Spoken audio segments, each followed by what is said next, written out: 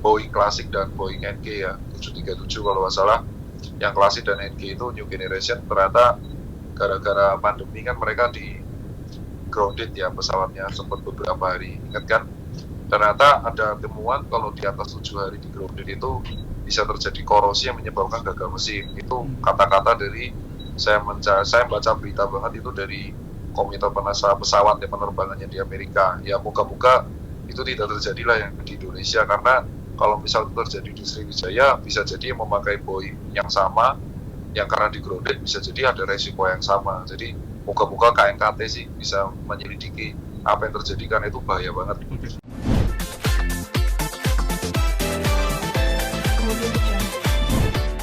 Tragedi pesawat Sriwijaya Air yang kemarin jatuh, musibah nasional, seperti apa sih Dokter Tirta melihatnya? Dan kabarnya kalau ngelihat dari berita yang ada, dokter sempat menuliskan di akun medsosnya bahwa salah satu di penumpang itu ada teman Dokter Tirta juga gitu. Seperti apa sih dok melihatnya dok? Ya, jadi kalau dari sini kan kita harus berduka dulu ya atas kejadian menimpa pesawat Sriwijaya. Apalagi ini di awal 2021 banget, kita masih belum selesai menangani pandemi dan masih mendapatkan musibah. Kita harus berduka dan berbelasungkawa untuk seluruh keluarga ditinggalkan karena itu musibah yang tidak bisa diduga. Yang pertama itu ada salah satu kawan saya kan, Arik Rosyid ya, dia adalah ex ketum PBHMI, dan ternyata salah satu kawan yang ada di situ ada 4 orang, ternyata itu kawan-kawannya keluarganya Arik Rosyid. Nah, jadi banyak orang yang ditinggalkan di situ. Jadi pandangan saya prioritasnya adalah mengangkat semua badan pesawat terlebih dahulu, dan kita mendoakan tim SAR ya agar segera bisa saling membantu untuk menemukan korban, karena yang dibutuhkan dari keluarga itu adalah jenazah kalau ada, entah utuh atau tidak utuh. Jadi itu sih yang perlu diprioritaskan. Sebelumnya artinya dokter sendiri awal kali mungkin mendapatkan informasi tersebut dari mana dok? Sosmed kah atau dari langsung kan, karena kita relawan ya, kita mendapatkan dari teman-teman SAR.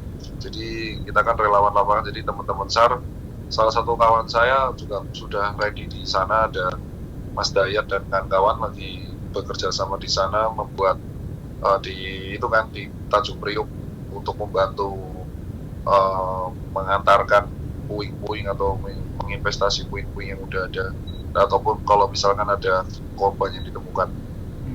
Dok, kalau melihat dari tragedi tersebut seperti apa sih dokter waktu itu melihatnya, bahwa itu kan emang baru bisa dibilang take off ya dok ya, belum terlalu jauh gitu dari Bandara Suta ya, menuju ke Pontianak itu. Ini menurut dokter memang yang kabarnya memang karena kelalaian dari apa namanya pesawatnya, yang kabarnya cuma kalau dari soal statement itu saya izin tergantung dari KNKT ya. Kita menunggu KNKT dan berhenti berspekulasi, karena juga ada beberapa kawan saya ya, keluarga kawan saya yang ada di dalam situ. Jadi prioritas kita pertama adalah evakuasi korban, dan moga-moga berharap ada keajaiban masih ada yang hidup, dan evakuasi pesawat sih. Baru situ nanti kan ketemu black box ya, baru nanti akan dievaluasi oleh KNKT. Biarkan kita menunggu KNKT sih. Sekarang kita mendoakan tim SAR dan TNI AL, Kopaska kan sudah ditemukan kalau nggak salah di kedalaman 15 atau 17 meter di bawah laut. Jadi itu yang dulu diutamakan lah. Oke. Tapi kalau melihat dari progres dari pencarian tim terkait ini, ada udah beberapa kayak itu yang udah cepet banget. Itu tim SAR kita tuh hebat banget ya, sama Kopaska AL tuh marinir kita luar biasa hebat. Karena kalau nggak salah baru di kabar tim SAR menyebar, baru dapat kabar tuh langsung datang, langsung ketemu puing-puing beberapa dan kerjasama dengan beberapa nelayan lokal ya. Kalau misal dari saya sudah membaca ya, kita dari KNKT ya, moga-moga bukan karena kelelahan, mungkin karena mesin yang tiba-tiba berhenti ya. Kalau seperti itu soalnya dari 10.000 kaki tiba-tiba langsung 200 kaki dalam waktu kurang dari 1 menit. Jadi kemungkinan sih kalau orang-orang pesawat bilangnya gagal mesin atau apa ya, kita tunggu KNKT aja sih. Cuman turut berduka, apalagi masih 2021 ya, ini pukulan musibah yang luar biasa buat negara kita sih. Dok, ini menjadi PR besarnya apa sih buat dari dokter sendiri, artinya untuk maskapai penerbangan Indonesia gitu? Kalau kalau dari kita sih tadi saya baca sebuah berita bahwa ternyata dari Komite Nasional Penerbangan AS itu sempat membuat sebuah statement untuk Boeing Classic dan Boeing NG ya 737 kalau nggak salah. Yang Classic dan NG itu New Generation, ternyata gara-gara pandemi kan mereka di grounded ya pesawatnya sempat beberapa hari. Ingat kan?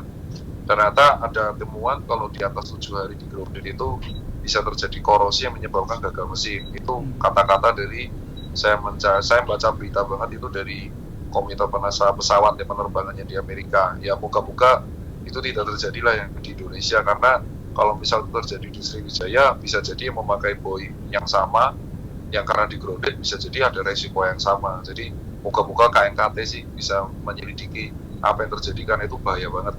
Dok, sedikit kalau ngeliat flashback ke belakang, artinya teman dokter yang mantan ketua PBHMI ini terakhir komunikasi kapan dok, dan mungkin pertemanan dokter sama almarhum seperti apa? Kalau Arief Rosin itu sahabat saya ya. Jadi kalau untuk korban di dalam 4 orang itu adalah PPKMI 2018. Saya nggak begitu dekat. Cuman itu sahabatnya dan keluarganya kawan-kawan HMI, dan kebetulan kan kawan-kawan HMI itu adalah orang yang selama pandemi berjuang keras. Beliau berjuang keras dan kehilangan sosok seperti pemimpin seperti itu menurut kami luar biasa sangat parah ya. Apalagi korban yang meninggal ini, yang korban meninggal itu almarhum barusan menikah minggu lalu. Itu bisa dicek di Instagramnya Arief Rosin ya. Beliau sahabat baiknya, foto-foto di sana. Nanti kalau berkenan saya kasih nomornya Arief Rosin nanti biar diwawancara langsung. Oke. Dok, terakhir mungkin doa dari dokter sendiri mungkin untuk para keluarga korban khususnya gitu yang ditinggalkan, seperti apa dok? Kalau dari saya sih, kalau saya di posisi korban tentu akan stres juga ya. Jadi saya sebagai dokter yang emang delivering bad news, mendoakan yang terbaik buat keluarga, semoga tabah, semoga amal ibadah diterima, dan saya masih berharap keajaiban. Moga-moga ada yang selamat. Saya pun kalau keluarga pasti akan berharap keajaiban. Dan kalaupun saya ditukar posisi di keluarga pun, saya pasti akan cenderung stres juga sih kalau mengalami posisi yang sama. Jadi sama-sama kita saling menguatkan aja. Kalau teman-teman kalian ada yang ada di sana, kita saling menguatkan aja.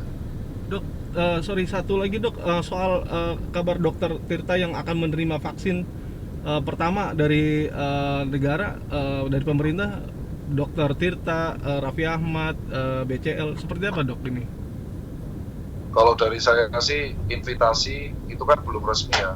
Kalau saya invitasi resminya dari Dinas Kesehatan Sleman, saya divaksin minggu depan setelah tanggal 14, antara tanggal 13 atau 15 lah, nunggu BPOM dulu. Tapi invitasi resmi saya bukan dari istana tapi dari Dinas Kesehatan Sleman.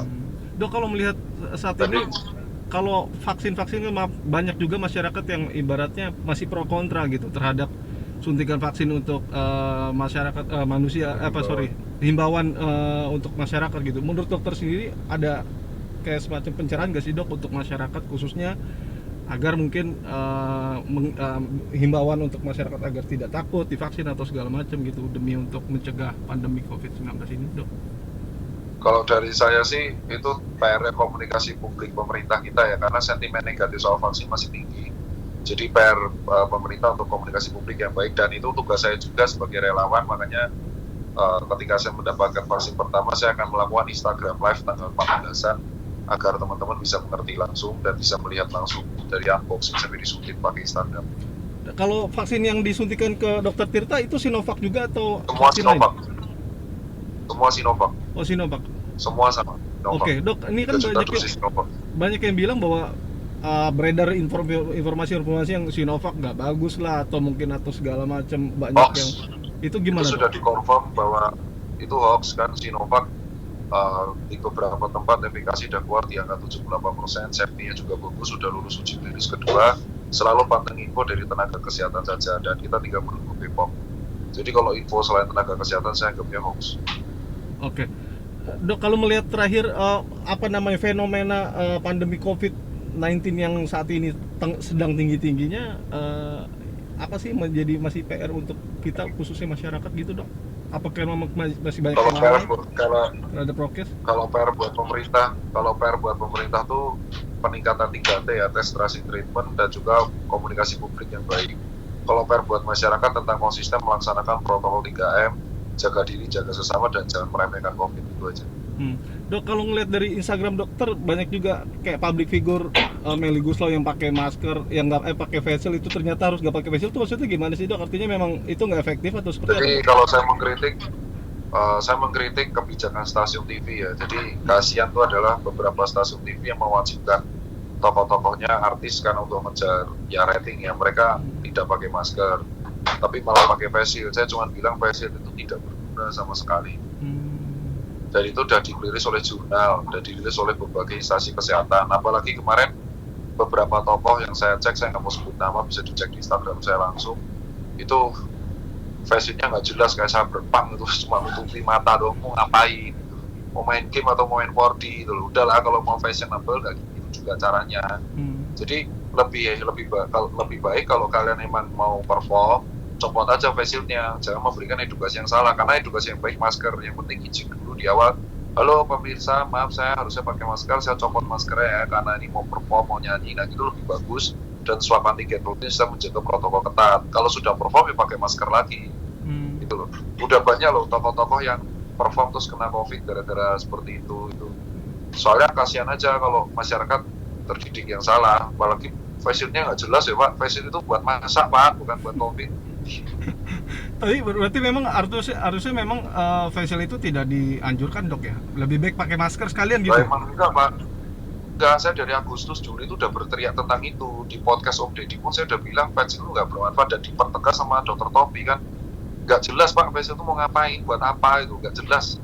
Di CDC juga enggak, udah copot aja. Kalau nggak bisa pakai masker ya copot aja. Sama-sama nggak jelas, mending dicopot langsung daripada pakai face shield, nggak jelas Pak. Dok, ini akhirnya Melly Goeslaw sendiri menyanggah dan ibaratnya membalas sindiran dari Dokter Tirta terkait itu, gimana dok tanggapannya? Bodoh amat saya Pak. Saya kan mengkritik edukasi, mau sindiran mau apa nggak terima ya silakan aja. Saya kan berkata berdasarkan jurnal. Sampai nggak terima ya protes aja sama stasiun TV. Saya udah nggak peduli sih mas kata-kata orang mau dibalas kayak apa, nggak peduli. Karena kan saya tenaga kesehatan, saya cari duit dari situ, saya ngomong yang benar. Kalau nggak mau diomongin ya udah, simple. Setiap orang kan wajib menjaga diri masing-masing, jadi sesimpel itu. Yang penting ada jurnalnya. Kalau saya mau bantah jurnal ya bantah aja, peneliti kalau berani.